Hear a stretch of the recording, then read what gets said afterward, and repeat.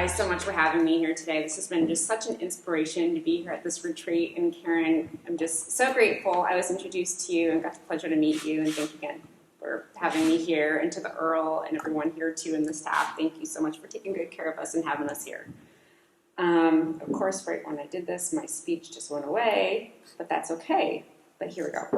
All right, just have a little prop here. Some of you guys might recognize this. $10 US. These $10 could buy a couple cups of coffee, maybe, depending on where you live and what city you live, maybe more. Let me get some more coffee here.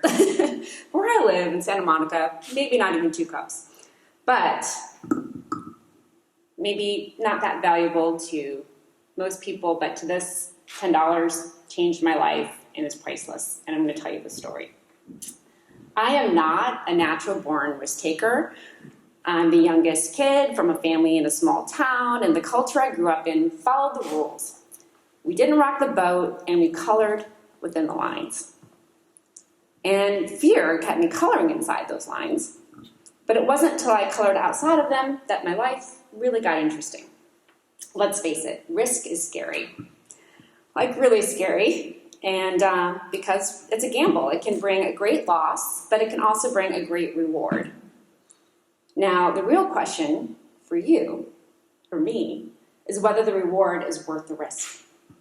When I was graduating from high school, my mom told me, you can be a doctor, lawyer, engineer, okay, maybe teacher, that's acceptable, but pick one. And this is where I took my first big risk, because I said, none of the above.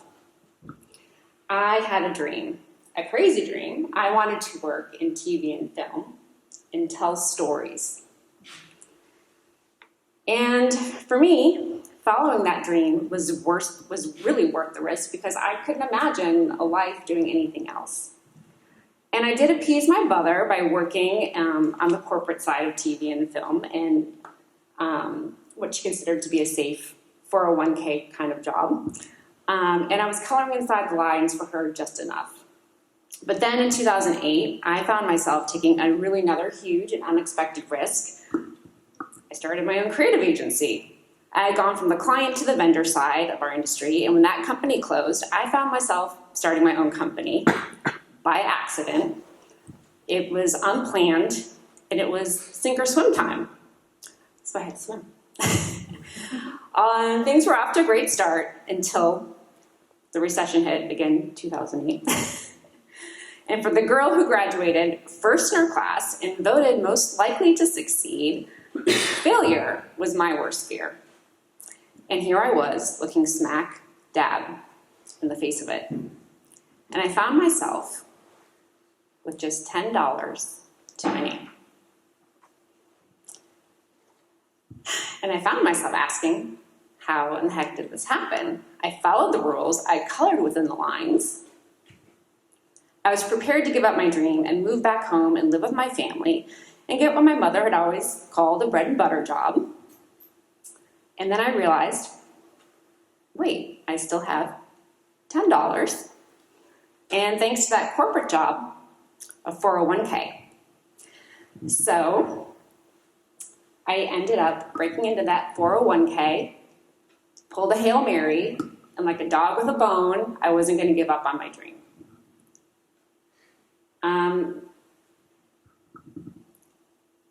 Then 2020 happened. Coronavirus happened. And I had to downsize my company. And I felt fear, and I felt failure again. And was I about to lose everything and still have to move home and live on my family's couch after all? But luckily that didn't happen. I was able to grow my company, and here I am with you today, and I am ready to take another risk, which is to learn how to write my first book and share that story with the world. And, you know, I don't know what the future's going to hold. I don't have a crystal ball, but I still do have these $10. And it reminds me that following my dreams is worth the risk, because life is short and we only get one shot. And so for the girl who was voted most likely to succeed, I now have a new perspective of what success really means. It's not defined by how much money you have, or the idea that bigger is better, or even how famous you are. It means that you're passionate enough to follow your dreams and truly live your life on your terms.